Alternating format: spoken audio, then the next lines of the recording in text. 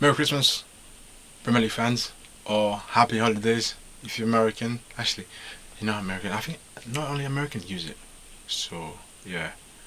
But yeah, Boxing Day football people. We've got Spurs going against Southampton. Spurs won the last two meetings between these two, and they also managed to actually hammer Burnley on the road. I didn't see that coming. I thought Burnley were a stout defensive team. They don't actually concede too many goals. So I didn't expect them to lose in that fashion. But I did expect Harry Kane, the assassin, to do his business, and Harry Kane did his business. A massive hat-trick. Kudos. You're going against a Southampton team that actually drew at home, playing against Huddersfield. I expected Southampton to win while they were at home. They didn't. You're going against the Spurs team that's feeling good right now and also playing really well. Southampton, it's not your day. It's not going to be your day. Spurs win that game. Bournemouth against West Ham.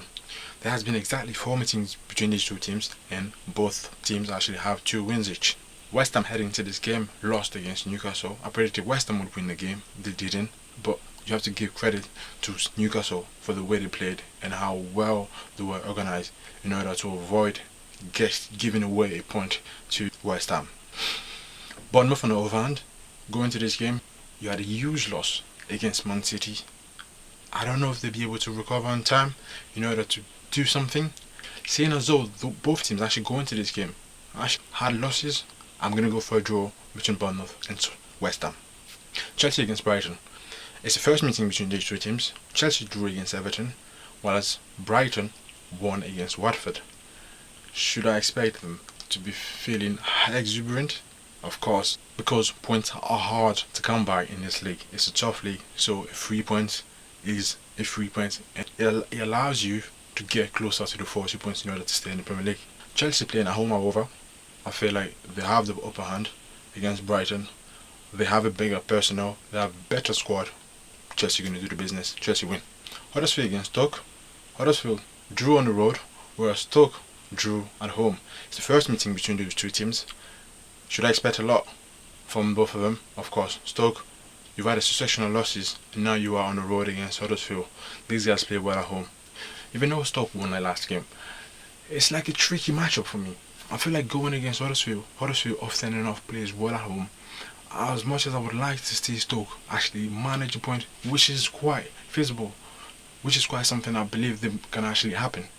I feel like Huddersfield need the 3 points. Huddersfield would actually need the home ground to be at least the place where they can actually get most of their points in order to stay in the Premier League. So this is one game, this is one of those games where they will actually go out and I feel like they will get the 3 points. I'm going to have to go for the Yorkshire team again, the Yorkshire team to win the game. United against Burnley.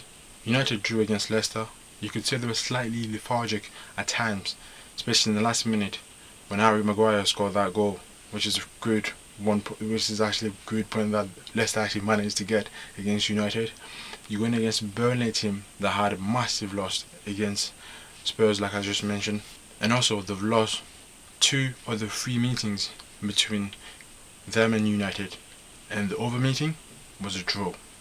Burnley, Sean Dyche, manager of the season, but it's going to be a tricky matchup for them. They could actually manage a point, but United, like I said, like Huddersfield, also need points in order to catch up with Man City. United will get all the best players out there and they will get that 3 points. United to win the game. West Brom going against Everton. We've got West Brom heading to this game having lost to Stoke and also lost the previous 2 meetings between them and Everton. Everton managed a nice draw against Chelsea. Ever since Sam Allardyce came into that team, they're playing really well defensively. Rooney has a more free role where he's allowed to roam around and impact the game in various aspects. So often enough you see him playing as a striker or as an attacking midfielder, or often enough as a roaming defensive midfielder. He just drops down, picks up the ball, and given his ability, he's able to ship the ball in various places on the field. That's what you expect from your talisman. Now, even though they are on the road, I trust them to beat West Brom. West Brom hasn't been good lately, and they are going to succumb at the hands of Wayne Rooney and Everton to win the game. And the last game of the Tuesday matchups is between Watford going against Leicester. I predicted Watford would lose against Brighton, and that's the 4th straight loss in a row. It's not going well for Watford at the moment, and you're going against the Leicester team that's been good recently, apart from a couple of losses there and then. But they managed a nice draw against United, being able to at least salvage a point. And even though Leicester is on the road, I trust them going against that Watford team. The thing about Watford is, at times when they play at home, they're very good. They can actually manage a big win. But you're going to Leicester team that's been really good recently, and I'm going to trust Leicester. I'm going to trust Claude Puel and his tactics. They're going to beat Watford at home. On a Wednesday, we've got Newcastle going against City. Newcastle managed a big win. It's not a big win. They managed a great win against West Ham. Even though I predicted the team to lose, I did expect them to at least put up a fight, and that fight actually turned into a 3 point. So quite pleased for them. They're going to go back home now, playing against Manchester City. City is the type of team that passes the ball quite a lot, and you should have seen it against Huddersfield.